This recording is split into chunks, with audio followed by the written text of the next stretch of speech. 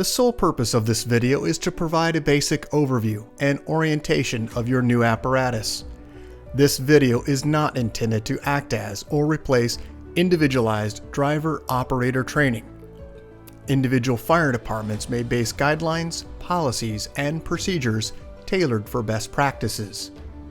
Pierce Manufacturing and Hughes Fire Equipment representatives are not liable for injuries caused from acts resulting from actions inconsistent with the information provided within this video and/or accompanying manuals.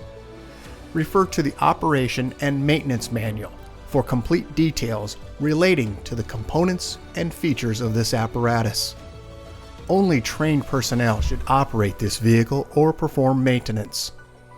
You are responsible for learning how to operate this fire apparatus under all conditions without having to refer to the manual while operating at an emergency incident. This video will discuss types of warnings and caution labels. It is your responsibility to locate and identify each of the labels and understand the importance and associated hazards. Warning labels will point out procedure that must be taken or action that must be avoided to guard against the possibility of serious injury or death. Caution labels will advise you that there is a risk of damage to property if certain precautions are not followed. Continuous training, reviewing of operation and service manuals, developing good standardized practices will assist driver operators with a more complete understanding of the components and operation of this fire apparatus.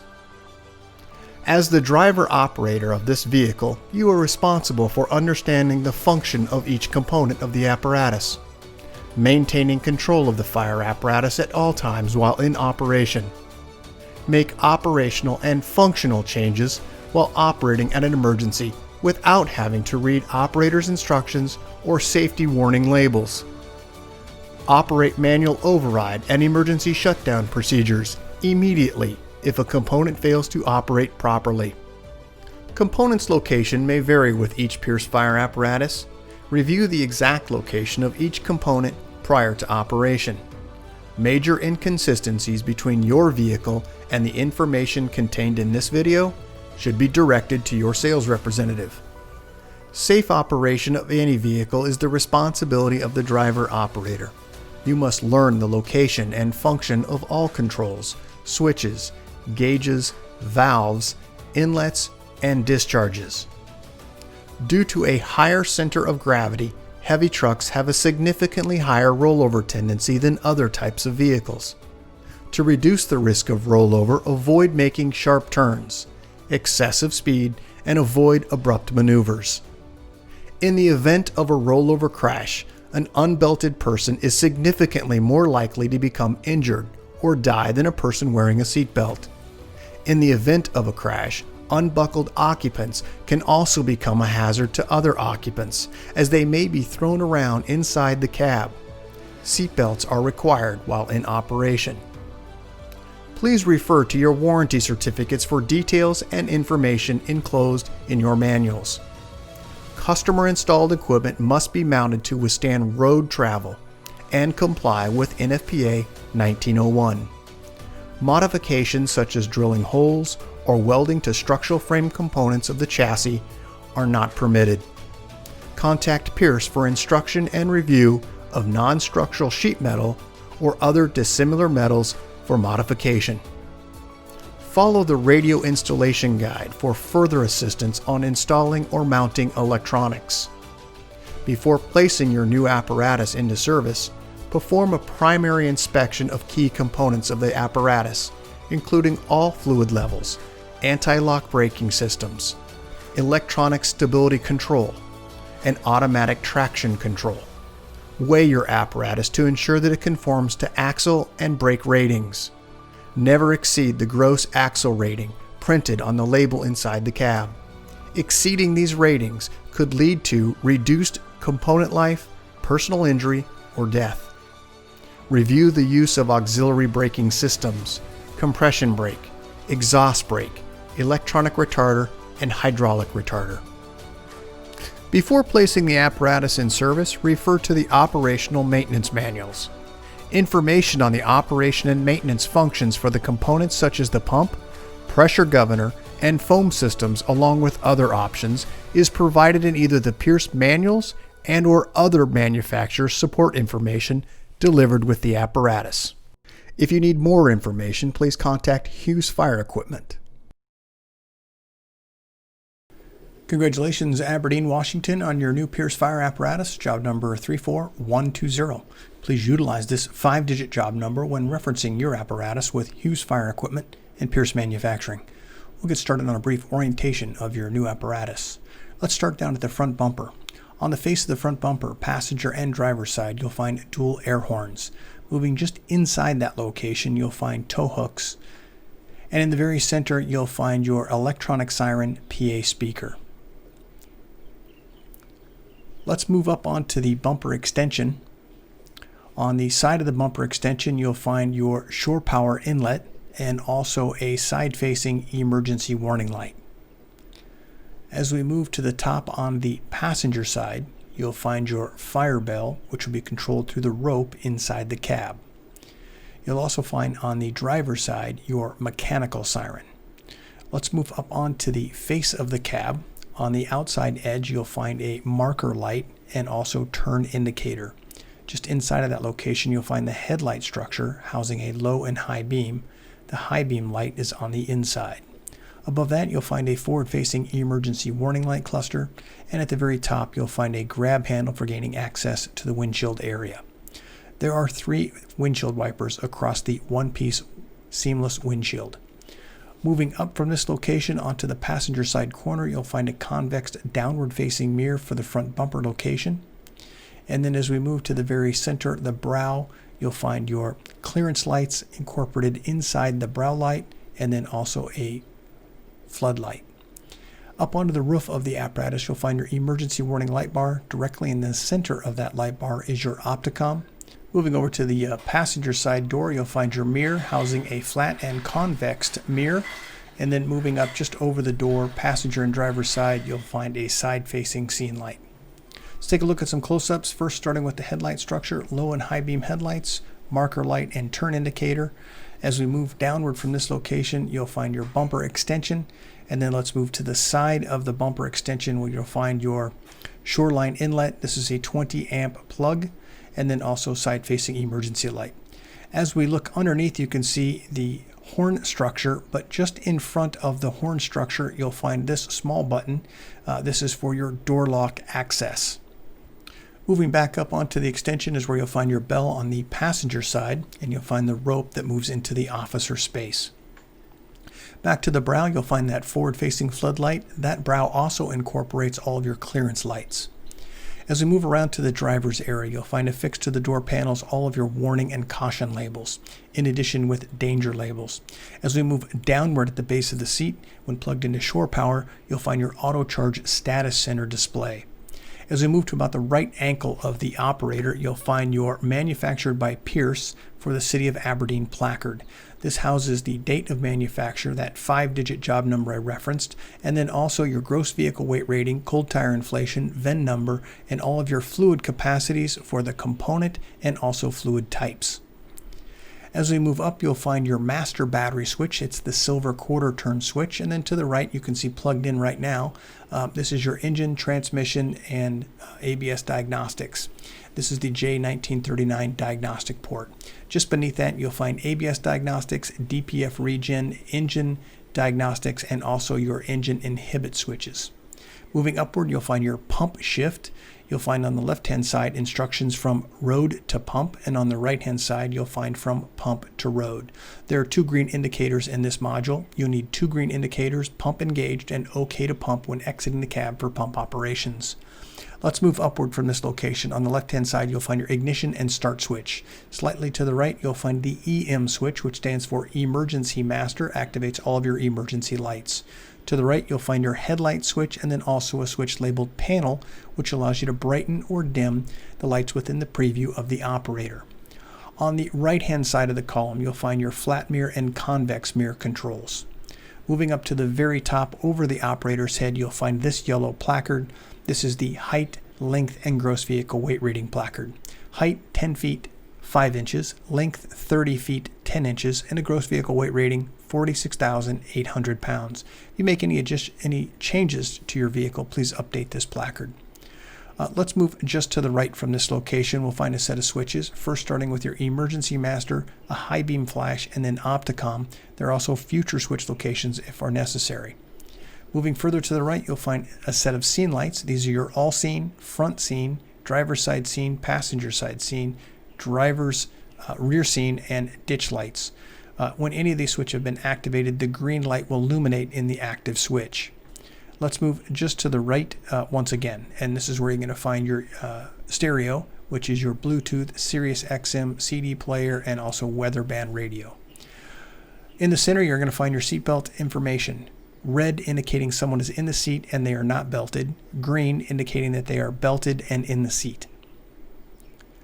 As we move further downward into the dash area, let's talk a little bit about some of the items within this area. First, starting at the very top, this is your monitor for your camera system.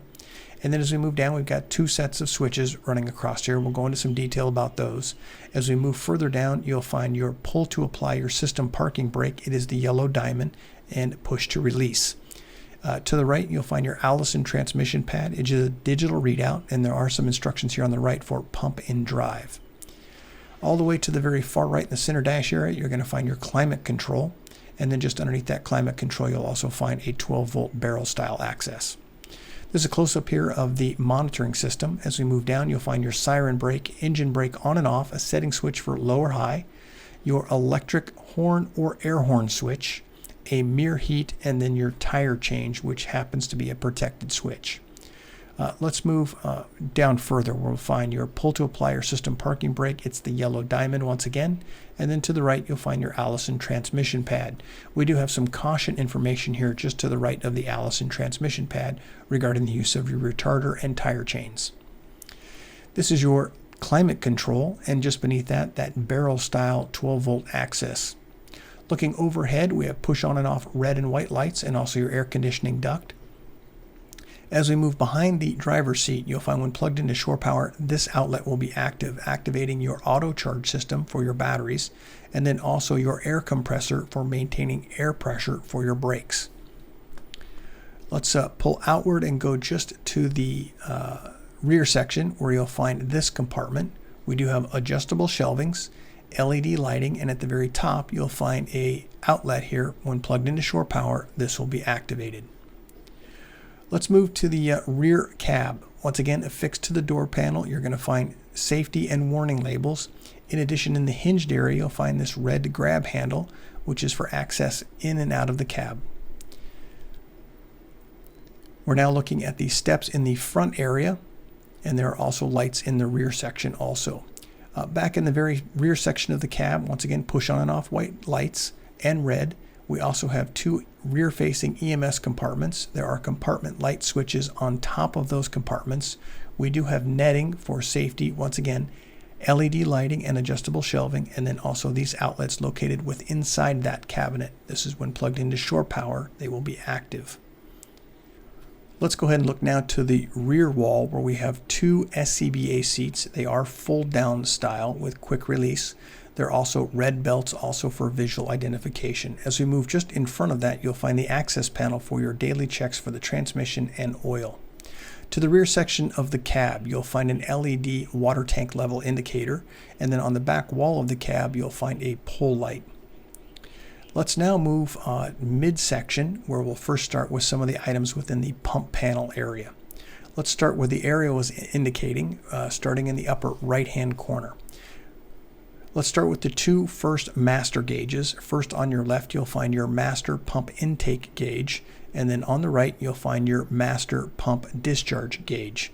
Between the 2 of those gauges is where you'll find your vacuum and pressure test gauge ports. They are currently plugged. As we move to the engine information in the red module, around the outer edge, you'll find the oil, volts, water, and fuel level. You'll also find in this area an amber light illuminating for the check transmission. On the left side, you'll find some warning lamps indicating oil pressure, stop engine, and battery. On the right-hand side in the gray module, you're going to find a water temp, a check engine, which would be illuminating in amber, and then also low fuel. Down at the very bottom, you'll find a speaker. The outer edge of that speaker bezel does allow you to dampen the sound. As we move to the crosslays, you'll find this warning label regarding an entanglement hazard. The number 1 and number 3 crosslay on this side. You'll also find your pump overheat. If that light is flashing, it does have a push to test. Underneath, it also has an audible alarm. The outer edge of that bezel allows you to dampen the sound. As we move to the left of the pump panel, we're going to start with your monitoring station. This is for your master stream device. And then as we move to the right, in the red area, the red module, you'll find your foam system. The red button is the on and off. You have a yellow prime button, increase or decrease of the green, and a page and enter button to scroll through the various menu functions of your Husky 12 foam system. Also to the right, you'll find your foam level indicator and also water level indicator. Let's move just to the right where you'll find a set of panel switches, first starting at the top with a panel light, an indicator that is okay to pump, and then also some scene lights and also a red air horn switch. This is your minimum operation maintenance placard. We'll talk a little bit about that in the next set of images. To the right, you'll find your tank fill. Further to the right, you'll find your tank to pump. And then as we move all the way up to the very top, you'll find your pressure throttle governor. Please see your owner's manual for more information on its operation. At the very top, you'll find an audible speaker. Once again, the outer edge of that bezel does allow you to dampen or increase sound. To the right is your engine cooler. That is a twist, not a pull. And as we move down, we do have some warning labels here regarding fall hazard. You shouldn't climb on or stand on the side of your vehicle while it's in motion. We also have a placard here on the left-hand side of the pump panel regarding your Husky 12 foam system. It's the specifications and then also instructions. Let's go back to the minimum operation maintenance schedule. That's this placard here for 150, 200, and 250 test pressures. On the left are the associated GPM, and on the right are the associated RPMs. That was when it was tested at test pressure with a 2100 RPM governed speed. As we move down, we also have some warning labels here regarding pressure hazard. Caps may be under pressure. Be cautious when opening them. And as we move to the right, it was a little difficult to see in the first image, but this is your recirculating line. It's a twist, not a pull. And then also just to the right, you'll find your fire pump primer. It is a push to prime air prime. So there are instructions below and also at least 1,000 for best practices on the RPM when priming. On the left is your large diameter pump intake, and then also your placard regarding your wattress pump. We'll go over that as got a little bit more of a close-up. Inside the pan door, you'll find your relief valve. That's the setting screw at the very top. We'll move inside that area now, a little bit better picture. Then let's move back out to the pump panel. I would like to point out this warning label that only trained personnel should operate this piece of equipment only after they've received proper training. Also, on the left-hand side, we have a foam system. This is the fill location for your foam system, but we also have a warning label regarding foam failure. Do not mix different brands or consistencies. And as we previously talked about, a warning regarding fall.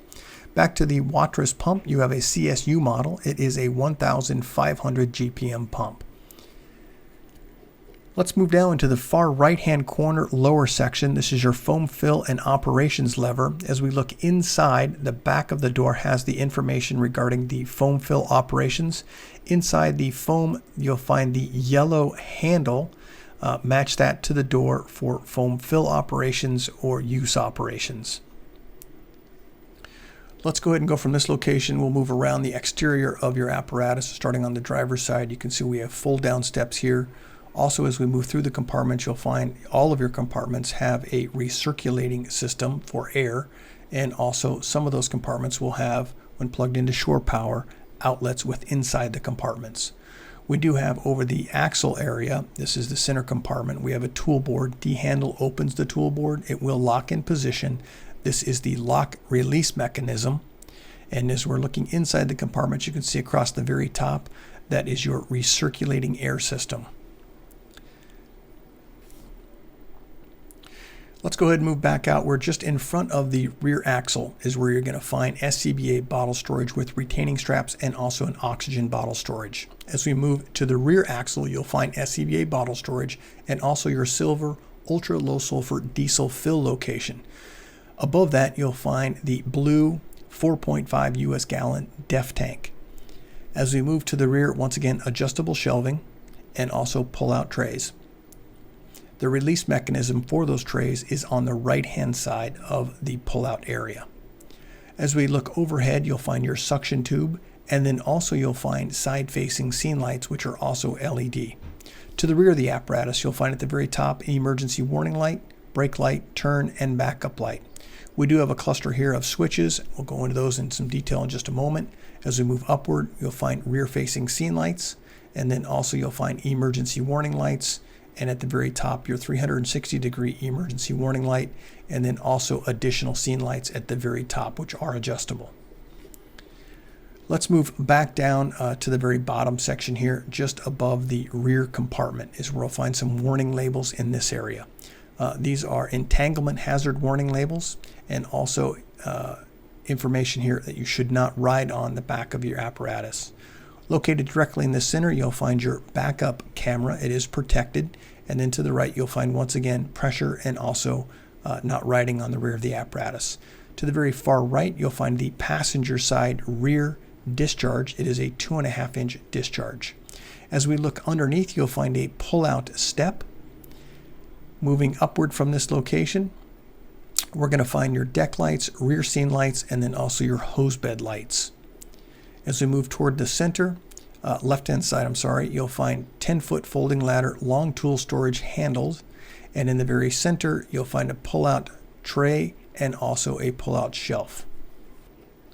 Let's move upward from this location to the hose bed. You'll find adjustable hose bed dividers. There are 5 in the back.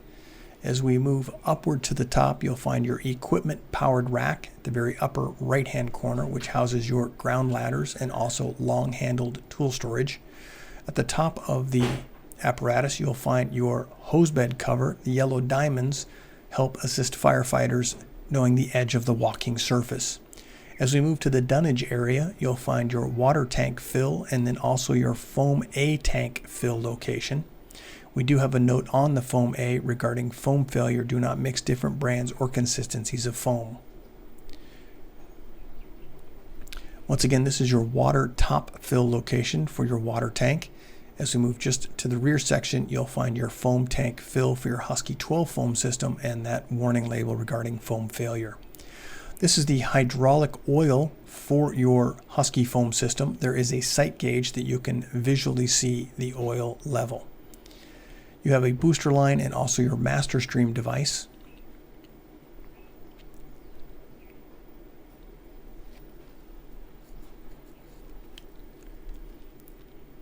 Let's move over to the side of the apparatus where we'll find our large diameter suction hoses affixed just on the very top rail here. And then we'll go ahead and move to the rear section starting on the passenger side rear compartment. Once again, LED lighting, adjustable shelves, ventilation system. As we move through, you'll find your shoreline outlets. Once again, they'll be active when plugged into shore power.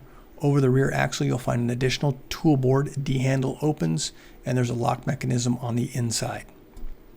This compartment also houses in the upper corner your ventilation timer. Once again, this would be active when plugged into shore power. As we move to the front and rear of the axles, you'll find once again bottle storage, SCBA, retaining straps. As we move down to the very bottom section, I would like to point out this warning label regarding extremely hot diesel exhaust temperatures, and be cautious where you park your vehicle. It's just underneath the clearance light. Let's go ahead and move now to the midsection pump panel. We'll start in the upper right-hand corner. First, we have 2 discharges on this side, and also, once again, an entanglement hazard warning.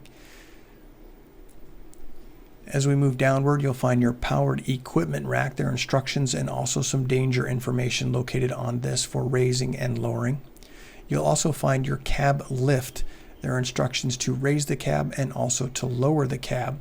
It is a protected switch for the raise and lower, and the activate is on the right-hand side. Please be cautious when operating this and secure all items within the cab. Just beneath that, you'll find your reel rewind switch. And then as we move through the rest of the pump panel, you'll find drains, color-coded and labeled, and also your passenger side auxiliary inlet, which happens to be a 2.5-inch female. You'll also find the number 2 passenger side and large diameter passenger side discharge. You'll also find in the left in this image your large diameter passenger intake. Across the bottom you'll find all of your color-coded discharge drains. The water strainer and flush are twist, not pull. As we move to the pan door, you'll find the fill location for your hydraulic equipment rack. This is the reservoir for that hydraulic rack. Also in the same area, you'll find your water strainer. That's behind the 2.5-inch cap. And as we move now to the cross lay, you'll find 3 cross lay dividers. Just a general view here of your ladders. We'll go ahead and move inside of the cab now. We're in the rear section. You can see in the very center, that's the fill locations or check locations for your daily checks for oil and transmission. Since we've already seen the items, they're the same layout as they are on the passenger and driver side with the rear-facing EMS compartments, in addition with the LED lighting, adjustable shelving, and also shoreline outlets. We're now between the officer and rear section. This is a compartment just over the front wheel. Also in that same vicinity, you'll find your push button remote for gaining access into the vehicle. As we look overhead, I would like to point out your seatbelt information. Illuminating in green indicates someone is in the seat and belted. In red, they're in the seat and not belted.